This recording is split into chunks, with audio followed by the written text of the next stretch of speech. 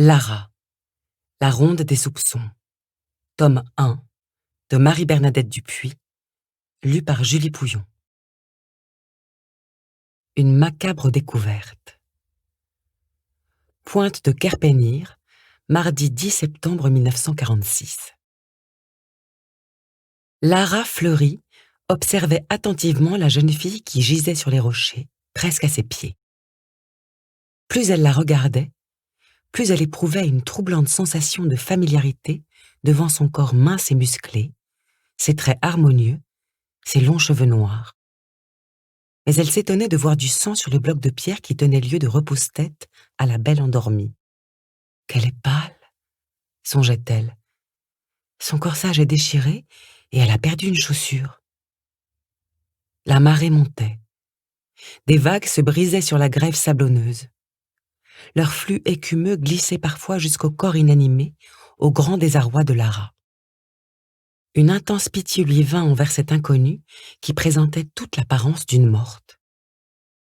Elle se demanda soudain pourquoi ce visage livide lui évoquait un souvenir confus. En quelques secondes, la vérité s'imposa. C'est moi. Je ne m'étais jamais vue ainsi. Pourtant, oui, c'est moi. Les 3 miroirs suspendus à côté de l'évier, entre le calendrier des postes 1946 et un crucifix, lui renvoyaient chaque matin le reflet de ce même visage. Saisie d'un terrible vertige, Lara ferma les yeux. Elle eut la sensation fugace de perdre une bienfaisante légèreté en réintégrant sa propre enveloppe charnelle. Une douleur aiguë lui vrilla l'arrière du crâne, une autre brûla sa poitrine. « J'ai mal, tellement mal », pensa-t-elle, avant de sombrer comme attirée au fond d'un gouffre effrayant. « Mon Dieu, je suis perdue ». Après avoir traversé des ténèbres oppressantes, Lara aperçut un cercle lumineux au bout d'une sorte de tunnel. De toute son âme, elle aspira à l'atteindre. C'était une merveilleuse lumière, très blanche, mais irisée de nuances dorées. Là-bas, sûrement, elle ne souffrirait plus, elle serait à jamais en sécurité. Un instant, la pensée de sa mère et de sa sœur la fit hésiter. Que deviendrait-elle sans son aide à elle, qui luttait depuis de longs mois pour leur subsistance? Tant pis, se dit-elle, je ne peux pas résister. Je me sens si bien maintenant. Lara se retrouva au seuil de la magnifique clarté. On l'attendait. Elle reconnut sa grand-mère, la douce Henriette, qui avait mis au monde Louis, son père disparu. « Mamie, tu es là !» La jeune fille avait cru crier, pourtant aucun son n'était sorti de sa bouche entr'ouverte. Henriette Fleury lui tendait les bras, avec son bon sourire attendri. « N'aie pas peur, Lara. » Ces mots avaient résonné dans son esprit, mais elle en était certaine, quelqu'un d'autre que son aïeul les avait prononcés. Lara vit tout à coup un vieil homme, coiffé du traditionnel chapeau rond des Bretons. Il arborait une moustache et une barbe grise. Ses yeux d'un bleu intense la fixaient gentiment. Il lui fit signe d'avancer encore. « Je l'ai vu sur une photographie », pensa Lara. « C'est mon arrière-grand-père, Loïc Guillemot. »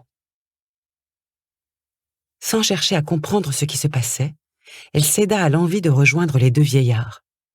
Elle se souvenait des gestes affectueux d'Henriette, l'épouse de Pierre Fleury, venus tous deux de leur Touraine natale s'établir dans le Morbihan alors qu'ils étaient jeunes mariés.